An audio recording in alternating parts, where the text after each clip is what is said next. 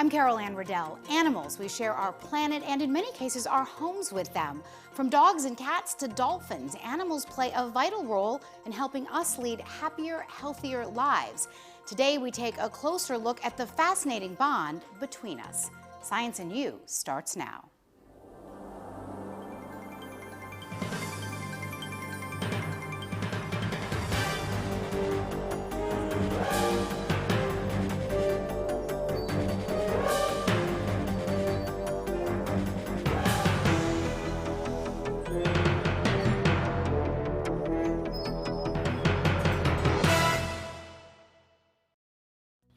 I'm Mike Gilliam for Science and You.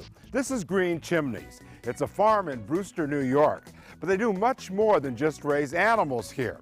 In fact, they help children, and they do it in a very special way. We're going to have their story coming up on Science and You. I'm Anne Riddell. We often hear dog owners talk about how smart their dogs are, but would you ever expect to see a dog help a child learn to read? That's exactly what we'll show you ahead on Science and You.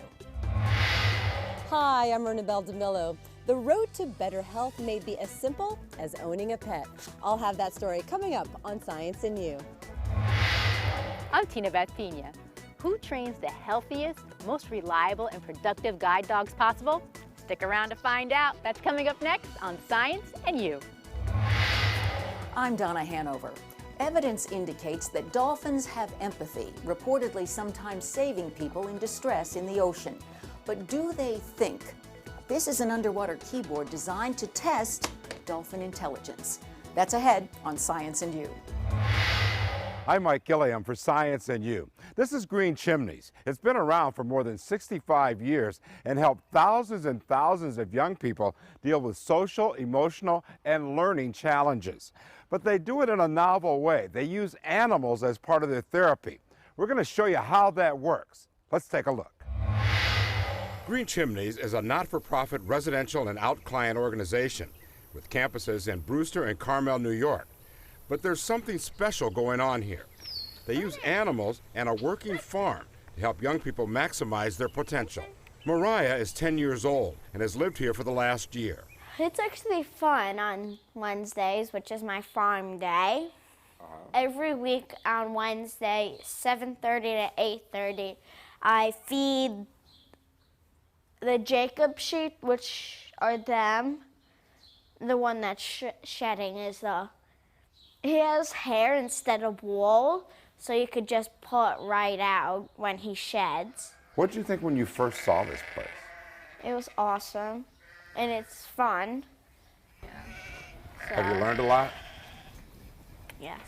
She says the animals and teachers have helped her to learn and to accomplish things. Bayako Kinashida, the farm education program manager, has called Green Chimneys home for 17 years, beginning here as an intern. Our students are really prone to failing. You know, they've been bad or they couldn't do things, and the animals actually give them an opportunity to be successful and happy, and give them hope that, you know, maybe they can do this, or they can help animals, maybe they can help other kids, or if they can learn what they eat here, maybe they can learn some science in a classroom. We serve a population of children that is having difficulty in their public school. On average, they've been psychiatrically hospitalized twice, and we are sort of seen as a treatment setting and also a school. Kaufman says 60% of the children are in the autism spectrum. The children who come here have had very, very difficult time emotionally, socially, academically, and in the different schools. So when they are here, we would like to give them social skills. We would like to teach them coping skills, and you know, like let them really grow to the point that they can go back to their regular schools, and they can go back to their families, and they can really be successful. For the last 4 years, 16-year-old Sam has lived and studied at Green Chimneys. When I first came here, I didn't really know much about the place, and I thought that some of the stuff that went on around here was just didn't really make any sense to me. And after a while, it kicked in, and I love everything now. Especially the horse barn, especially this buddy right here. Yeah? Okay. How did that come to be? What changed it for you? The animals did. they gave me I just enjoy dearly working with them, and they're like a family to me almost. And that's part of what's going on at Green Chimneys. They have a lot of animals, everything from birds of prey to llamas to reptiles, horses, goats, sheep, and even camels that are all used to help teach kids to cope. What we need to do incrementally is build success. And the motivation of working around animals, the difference of being on a farm, that often breaks through right away because the kids realize this is not a hospital, this is not a counselor, this is not a traditional psychologist. This is kind of an unusual setting. And that's where we can often start to see the success. How do the animals play into that? How do you use them in that therapy? Animals are not magic vitamin pills. They do not automatically create good things. But what animals have the capacity to do is to engage a child, to have a child be motivated to interact with the animal. And we select animals who have a talent for working with kids. So in our setting, the animals are partners in a relationship. And their role is to be available for the children and for the children also to learn that the animals have needs. So it's really building sort of this two-way dialogue between the children and the animals, and that's what we do best. Sam hopes to leave the facility in August. He says his time here has helped him in many ways. I had some issues at home I had to work on with family, and school was also a problem. My grades were low. But he says now a lot of that is behind him, and he's passed some of his Regents tests. I'm really working towards getting a high school diploma and going to college. And I feel that the main thing that's really helped me get through those issues was the animals. How? They're just like, I enjoy being around them. I enjoy seeing them. They really just bring like warmth to me. They really make me feel like I have something that I'm related to, that I can work with and get along with. Like Unar, for example, he's like, okay, I treat him like a brother almost. I really do. And though the treatments may seem different, they have been effective for many. One successful student came back after he was enrolled in medical school. 3 years ago, a call came to me on a Friday afternoon, adult voice, a man talking, he's in medical school, and he used to be a student here, and he wants to know if we still have animals. And I said, yes, absolutely, we still have animals. He then went on and said, when I was there, it was so fun, and I showed a sheep, and the sheep's name was Hazel, but Hazel would have died many, many years ago. And I said to him, Hazel, a black and white sheep with horns? And he said, yes. And I said, well, Hazel is still very much alive. So he got very quiet at the other end, and I could even hear him choking up. And he said, oh my goodness, my Hazel, who I showed in 4-H, she's still alive? I said, yes. And he said, can I come visit her?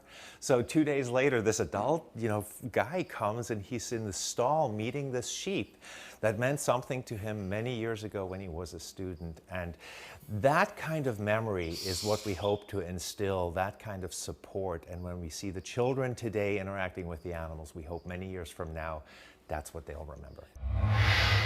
Now, one other note, you can actually come here for a visit. Green Chimneys is open every Saturday and Sunday to the public from 10 until 3. In Brewster, New York, Mike Gilliam for Science and You. I'm Anne Riddell. Dogs, they can make for loyal, loving, and intelligent companions, but they can also do much more than that. Meet Maya and Brittany. They're helping children learn to read. I'll see you tonight, he said. I see you, I said. I decided to take my teddy bear. Maya, a 12-year-old Labrador Retriever, is a good listener, happy to sit for stories and offer encouraging wags of her tail. Though it may seem unusual at first glance, dogs can be great reading buddies and even help children improve their skills. It helps on many levels, and it helps greatly. And yes, a lot of people are very surprised about it, but it's been a huge success. Tricia Foley, a school social worker at PS 102 in Manhattan, saw a natural connection between animals and children and wanted to apply that to academics. Enter Pet Partners Therapy Animal Organization and the READ program, Reading Education Assistance Dogs, a serious literacy effort that is also plain old fun. Does it make reading more fun? Yes, it definitely will make reading more fun, and I think it's very fun to have like a dog around you. Do the kids love this? Yeah, oh, they love it. I have waiting lists for the children. The dogs and their handlers are a team. The handlers stay close to the animals at all times. It is in some ways as simple as it looks. A child sits down and reads a book to a dog. But what's happening here is also more complex. Not only is it helpful during the 15 minutes where the child is reading to the dog, but it also, the child is motivated to read between sessions so that, you know, we actually see an improvement in their reading levels. The emotional benefit of reading to dogs is a big part of that. Dogs are calm, quiet listeners. They're happy for the company and the post-story treat. How do you feel when you're with Maya? I feel great. The program takes place in schools and libraries across the country. And these are not just ordinary pets. They are therapy dogs, evaluated for temperament, good manners, safety, and health. The handlers are also educated. It's an important point because, as Maya's owner explains, the dog's behavior has to be predictable, even when a person's behavior may not be. Sometimes when we've been places, you know, someone's grabbed the scruff of her neck roughly, or, you know, they poke her in a clumsy way around her face. And it's not her favorite thing to, but she handles it well, and she's very calm. It's clear the children enjoy reading to the dogs, but what about the dogs themselves? Dina Schmidt says Brittany has a definite opinion. She loves it. She turns into a different dog. She just sits there in front of them and kisses the children. She absolutely loves it. To me, it's the most amazing thing. It's just, it's wonderful. Wonderful. I mean, to me, it's like a little miracle. The dogs give children a loving, non-judgmental audience. They don't rush, criticize, or laugh. And that in itself can be a big boost to young readers. I'm Anne Riddell for Science and You. Hi, I'm Ernabel Demillo. It's no secret that having a pet, especially a dog, can lead to a happier and healthier life. A number of recent studies have shown the emotional benefit of pet ownership can equal that of human friendship.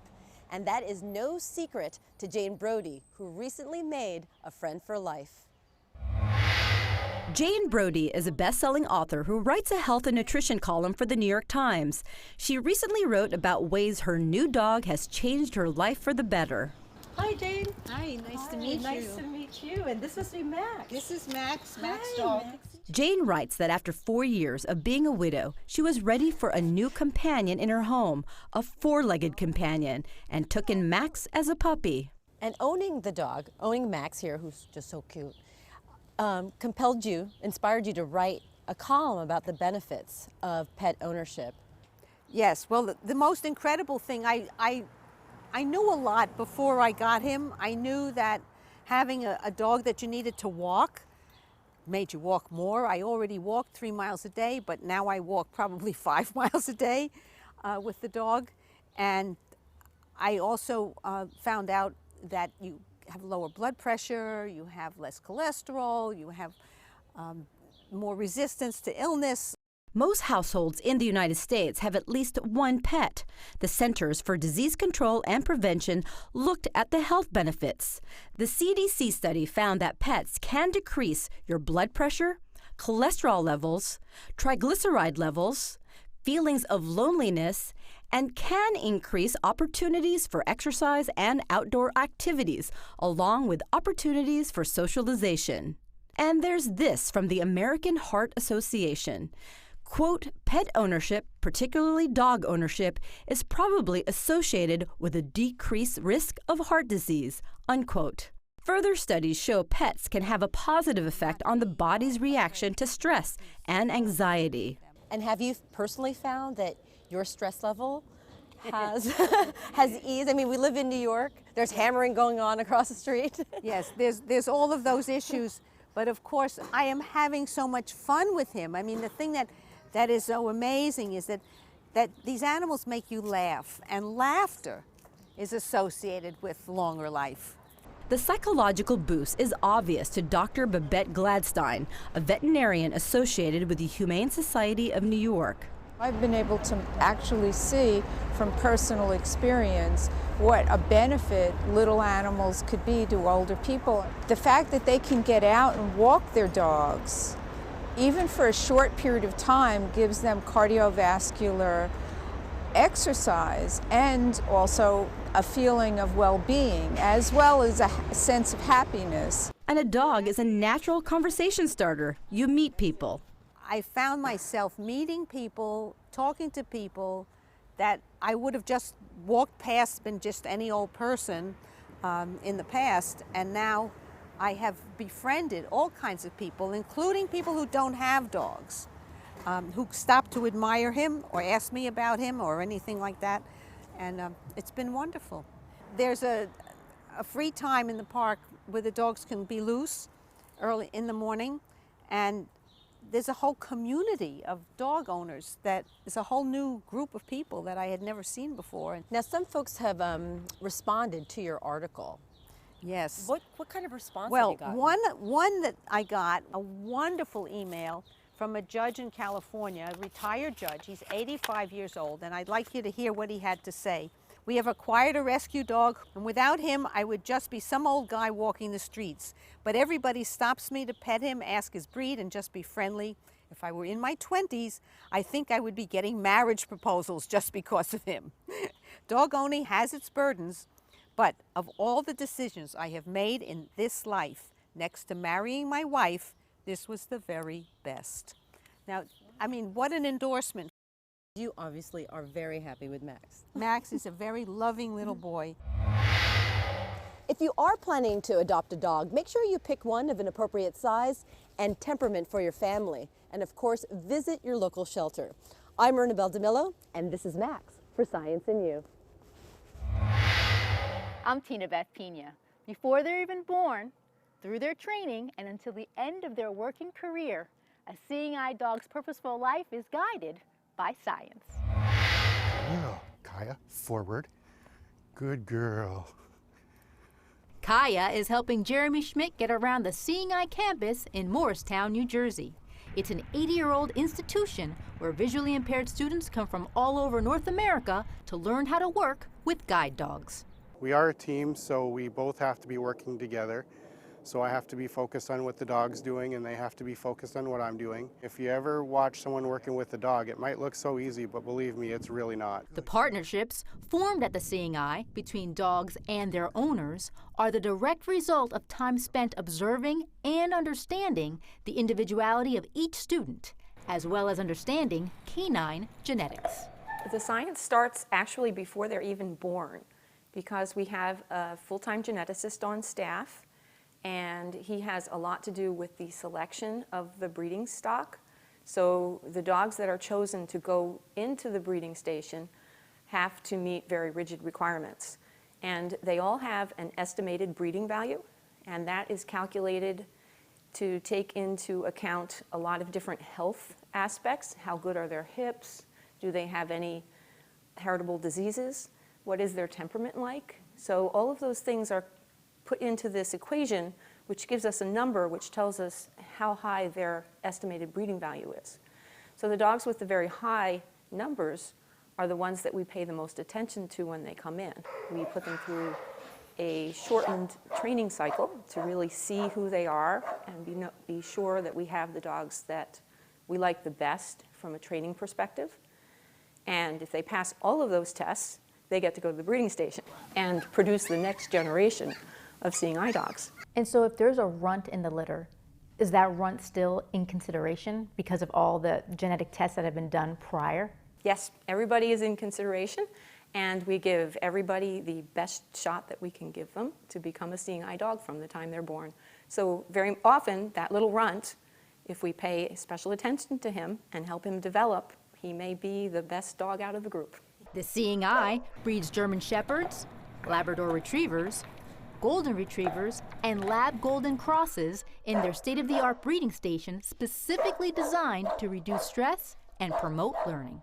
The puppies get a variety of experiences, visual experiences, audible experiences, and textures under their feet. We want them to walk on a variety of different things. And there's been a lot of research that tells us that those early learning experiences, just like with human babies, are really key. And it's not only the specific experience, but it opens up the neural pathways so that the puppies have more ability to learn later.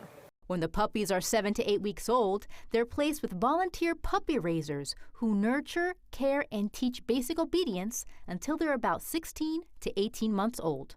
You want them to behave for the person that they're going to be matched with. You want them to act as good as possible so the person can be as happy as I was with them. The dogs return to the Seeing Eye for 4 months of training with a sighted instructor, where they become accustomed to a harness, review the obedience skills their puppy raisers taught them, and most importantly, learn intelligent disobedience. A good example of that is actually something I'm doing with Bryce and my dogs now, to avoid the train platform when there's no train there. And it's really important for people who live in a busy city with a subway system because it's very loud, it's hustle bustle, there's lots of people moving around, and it's very easy to get disoriented in that kind of environment. So you have to be able to trust your dog to avoid that platform edge. It's similar with traffic training.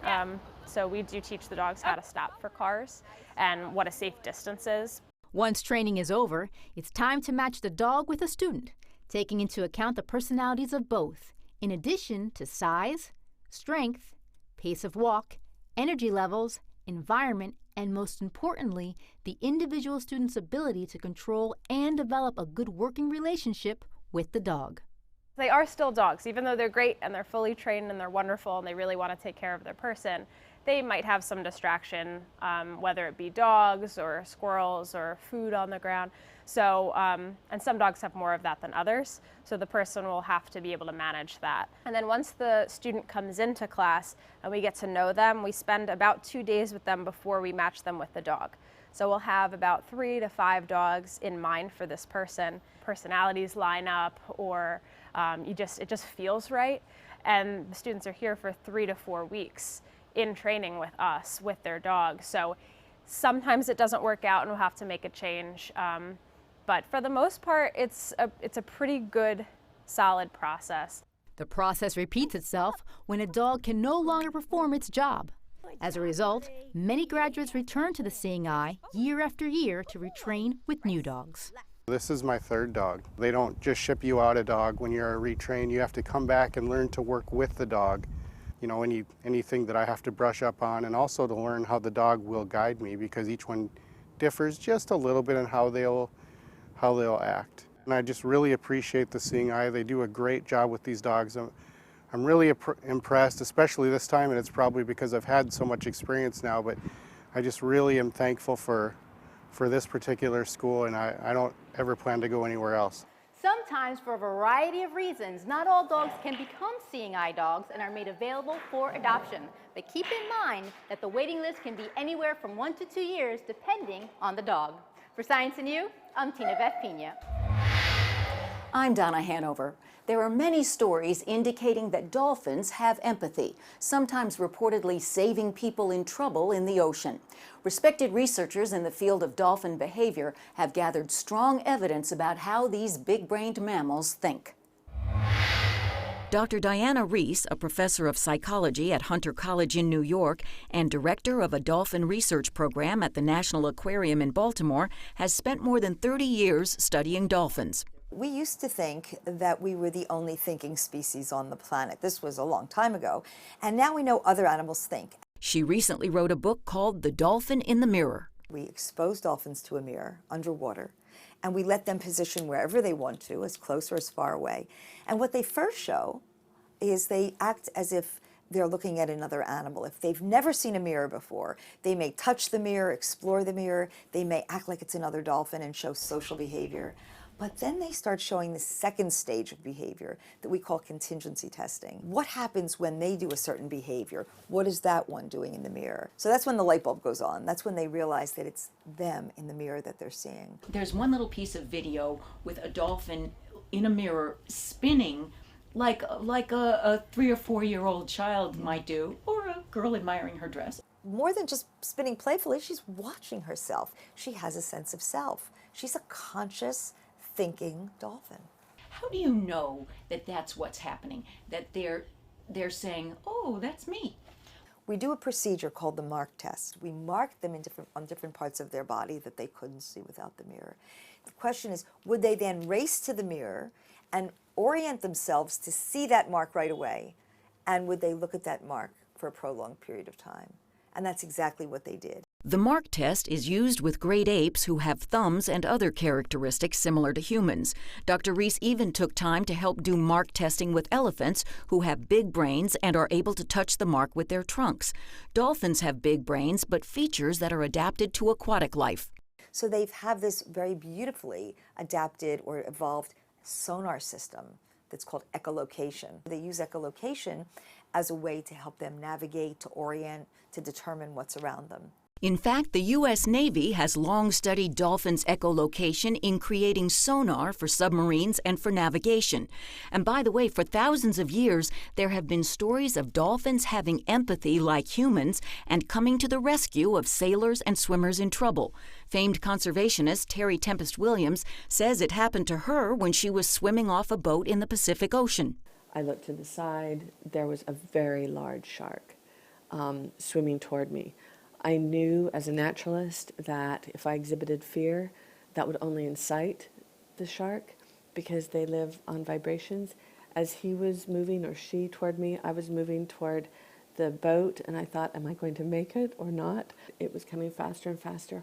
All of a sudden, out of the blue came this dolphin and shepherded me to the boat. Gone. There have been efforts to protect dolphins in recent years, but one annual event where dolphins are rounded up and killed at a place called The Cove in Taiji, Japan, is so brutal and bloody that it was surreptitiously filmed and made into an Oscar-winning documentary. Dr. Reese helped initiate the film, and she hopes more people will exert pressure to stop the dolphin drive. It's unjustifiable, and as a scientist, knowing what I know, I have to speak out about this, and many of my colleagues are speaking out with me as well. Dr. Reese is so respected in dolphin research that she's spoken about their intelligence at a TED Talk. Dr. Reese's work has even involved giving dolphins a keyboard. If you're a dolphin and you would touch this key, you might hear a sound like, and you would get a tickle or a rub. And no matter where this key appears, because it's repositioned from minute to minute, the computer tells us where to put it. So they're not just going for the same spot on the No, board. if you want to get a rub, you don't just hit this key. You have to hit the key with this symbol on it. If it hit this key, it would hear a different sound and get a ball, for example. It was like a vending machine, basically. This is the piece from Nature. This is an underwater view of Delphi and Pan, looking at the cameraman, by the way, over here, but using the keyboard, and they would be hearing the sounds. And then here's one of my students giving them the corresponding object. We're going to give them an interactive screen like you'd see on your computer, much higher tech than we did with the underwater keyboard, because we were limited, so that they can actually ask for things, they can actually connect with other dolphins in other facilities. Pretty high tech. They're going on the internet? They're going on the internet. It's not that they're going to be shopping at Macy's on the internet. That's ridiculous. But they can ask for things. They can ask for certain other individuals. They can ask for people. They can ask for objects. They can ask for the kind of fish they want. They can view things. And I think we're going to learn a lot about their intelligence. Dr. Reese's passion about facilitating communication between people and dolphins is rooted in the belief that from such interchange will come respect and humane treatment for these magnificent creatures. I'm Donna Hanover for Science and You. That's our show for today. Thanks for watching. I'm Carol Anne Riddell. We'll see you next time on Science and You.